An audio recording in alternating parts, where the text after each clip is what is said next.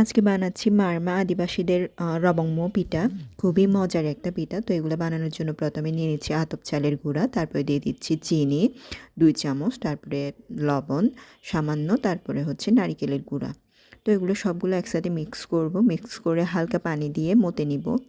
পানি একটু একটু করে দিব যাতে পানির পরিমাণ বেশি না হয়ে যায়।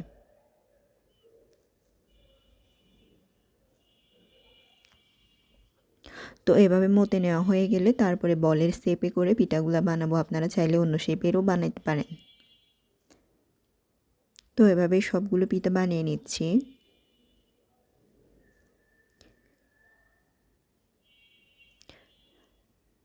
তো এই পর্যায়ে আমি আতপ চালের গুঁড়া হালকা করে দিয়ে দিচ্ছি যাতে একটা পিঠার সাথে আরেকটা পিঠা লেগে না যায়, যেহেতু এগুলো বিন্নি চালের গুঁড়া দিয়ে বানানো।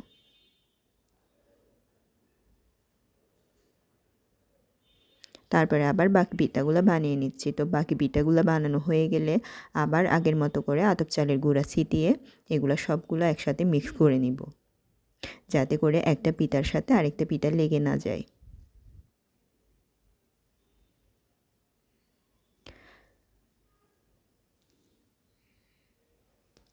তারপরে পিঠা বানানোর জন্য উপকরণগুলো নিয়েছি। তরল দুধ, এখানে আমি 1/2 লিটারের একটু বেশি নিয়েছি তরল দুধ। তারপরে এই যে এই বলগুলো, তারপরে নিয়েছি নারিকেল আর বাদাম, আর এখানে হচ্ছে গুড় আর চিনি। আপনারা চাইলে শুধু চিনিও ব্যবহার করতে পারেন আর শুধু গুড়ও ব্যবহার করতে পারেন। তো এখানে আমি দুধ সিদ্ধ করতে দিয়েছি। তো দুধ সিদ্ধ হয়ে গেলে আমি এখানে দিয়ে দিচ্ছি তেজপাতা আর দালচিনি। আপনারা চাইলে এলাচও দিতে পারেন। তারপরে দুধ বলক আসলে তারপরে দিয়ে দিচ্ছি পিঠাগুলা বা বলগুলো। তারপরে দিয়ে ভালোভাবে নেড়েচেড়ে আগুনটা একবারে কম আঁচে রেখে ঢাকনা দিয়ে কিছুক্ষণ রান্না করে নিব। তারপরে কিছুক্ষণ পরে দিয়ে দিচ্ছি চিনি আর গুড়গুলো। তারপরে দিয়ে দিচ্ছি সামান্য পরিমাণে লবণ। সবগুলো একসাথে মিক্স করে নিব। তারপরে দিয়ে দিচ্ছি বাদাম আর নারিকেলগুলো। তারপরে আবার নেড়েচেড়ে সবগুলো একসাথে মিক্স করে নিব। হালকা ঢাকনা দিয়ে রান্না করে নিব কিছুক্ষণ। চুলার আঁচ একবারে কমে রাখবো। তারপরে বলদ আসা শুরু হয়ে গেলে দিয়ে দিব আতপ চালের গুঁড়া সামান্য, যাতে পিঠার ঝোলটা একটু গ্রেভি হয়।